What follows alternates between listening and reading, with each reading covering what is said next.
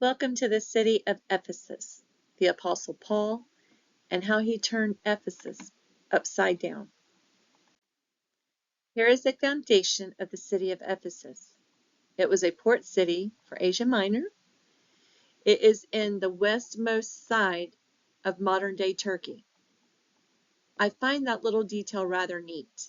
It helped me to be able to relate to the area that we are studying. The community was made up of coin makers, statue makers, guilds and unions, and religion was mixed with politics, considered one entity. That is totally unlike our separation of church and state. 70 feet was how wide that main road was that ran from the port throughout the entire city. It was lined with marble. Ephesus had public baths and a theater similar to a coliseum that held between 25,000 and 50,000 people. The city itself had approximately 300,000 people.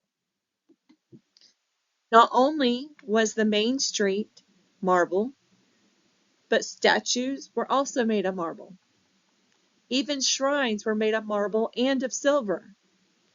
One particular shrine had 100 pillars and became known as one of the 7 wonders of the world. While most shrines and statues were made for the same reason, that one shrine that had 100 pillars was specifically made to worship the Greek goddess Artemis, also known as the Roman or Latin goddess Diana. The whole town believed that she was the goddess of fertility. This had been passed on from generation to generation.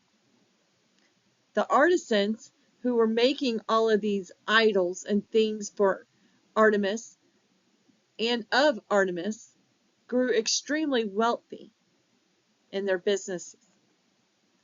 But no one dared to speak or have any action against her until Paul. Paul preached in the synagogue about Jesus being the one true God for 3 months.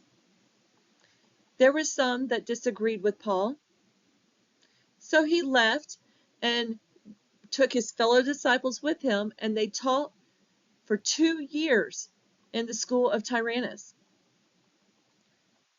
Tyrannus means tyrant, but it also means sovereign.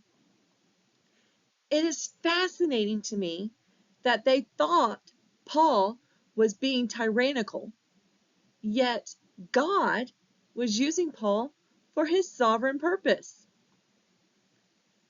I do not count that as a coincidence. The preaching of the gospel had begun to threaten the businesses surrounding Diana worship. So the local businessmen began to stir up things like a riot, accusing Paul and his companions of civil disruption and saying that they disrespected the local deity.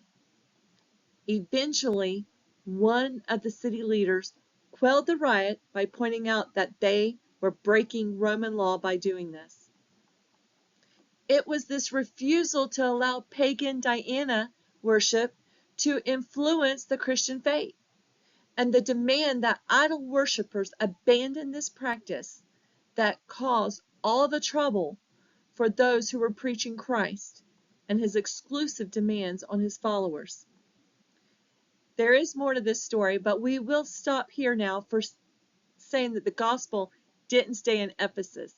It did continue on throughout Asia.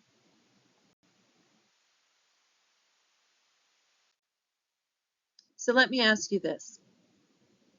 Do you have an Artemis or Diana you need to stop worshiping or putting before the one true God? Are you halting in progress of the gospel by your family traditions? Are you using your artisan skills for the glory of God? Take some time to pray, repenting as necessary. Ask God for a renewed focus on Him and what He wants you to do. And just like Paul, whenever you start to align your life up with Christ, you may be accused of causing trouble. So is Jesus. Hold true to your faith and obedience to Jesus like Paul did. Have a good night.